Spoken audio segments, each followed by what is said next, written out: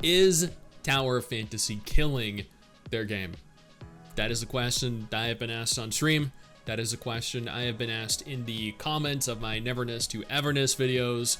That is a question I have been asked on Discord, on Twitter. People have been speculating that the devs shifting their focus from Tower Fantasy to Neverness to Everness might be responsible for the death of their game. That may or may not be the case. Regardless, there is a modicum of merit to that speculation, where Punishing Grey Raven is a different kind of game to Wuthering Waves, where Honkai Star Rail is a different kind of game to Genshin Impact. Working on WoWa, working on Honkai Star Rail don't directly affect or take away players from your already pre-existing game. Tower Fantasy and Neverness to Everness are both very similar games. They're both anime games. They're both RPGs. They're both open world. They're both action games.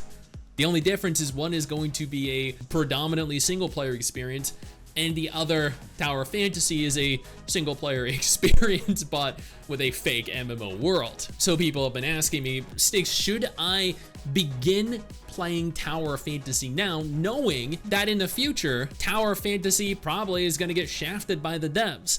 And while I have always told people, do not let anyone directly affect your opinion, don't let them affect your ability to try a game, to download and play it yourself. And I strongly urge you to, if you're interested in playing Tower Fantasy, go ahead and play Tower Fantasy. Now is a perfect time to do so. 4.0 launched like a month or two ago. 4.1, I think, also just very recently rolled out. You literally lose nothing by trying it.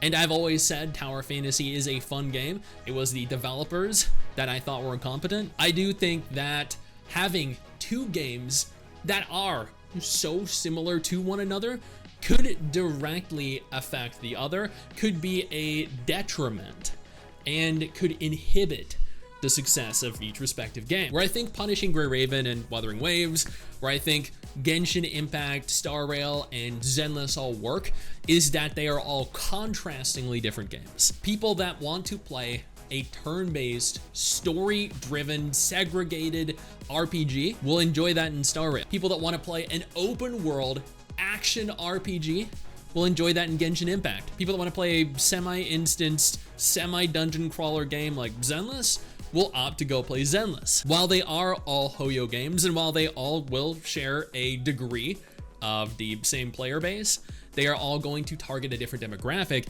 therefore are not going to hinder each other's success. Now, I do definitely think that creating a game that is so similar to Tower Fantasy could bring about the end that so many people have been speculating, myself included, for the last year or so.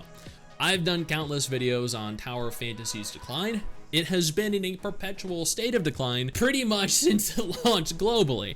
While it still does make enough money to be considered a moderate success, while there are still tens of thousands of players playing every single month, a large percentage of Neverness to Everness's community is going to be at least initially comprised, or maybe in the long term, comprised of dedicated Tower Fantasy players.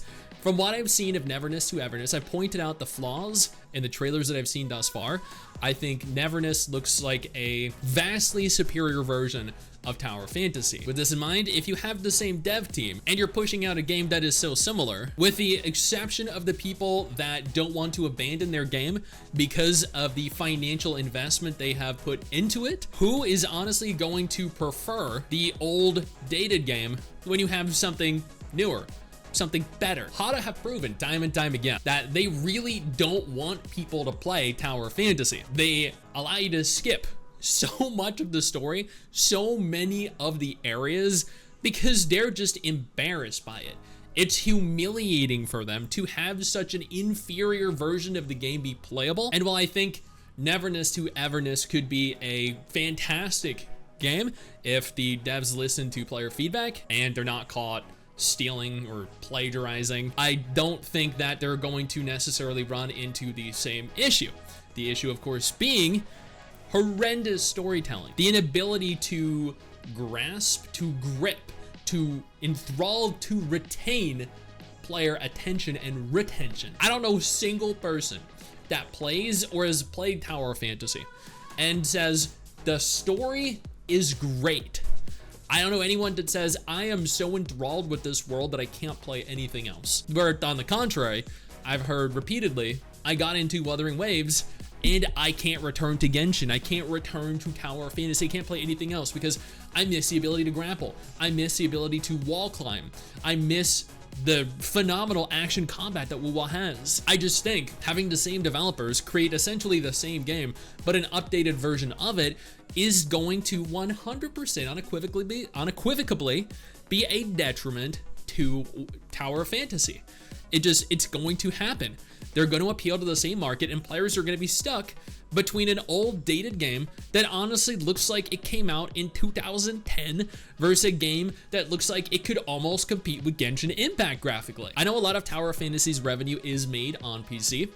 A lot of people claim the same about Wuthering Waves, and it's not possible right now to gauge how much revenue for WoW is actually earned via PC, but we have a semblance of an idea for Tower Fantasy. We have seen the mobile revenue, according to Sensor Tower, continue to decline over the course of the last year, which means in theory, if the mobile revenue is declining, so is the PC revenue. Hada are no doubt well aware of this and are putting everything they can into Neverness, because not only does Neverness look like a far superior game, but it is probably going to also appeal to a much larger demographic of player, because you remove the MMO aspect, and I think a lot more people would have been happy with Tower Fantasy. I think it releasing as an MMO definitely damaged its ability to garner that same total player retention, the maximum number of players that are interested in that kind of world. Looking at WoW, looking at Genshin, one of the reasons that they are so popular is because they don't rely on the multiplayer. And honestly, as someone that repeatedly tried to engage in the multiplayer content that I was forced into as a direct result of Tower Fantasy being an MMO, it sucked. Removing that MMO aspect might make for a much better game. Will probably make for a much better game. So at the end of the day, what I'm getting at here is, if you're interested in playing Tower Fantasy, go ahead and play it. It's a great time to. Neverness to Everness probably isn't releasing for another year, another 2 years.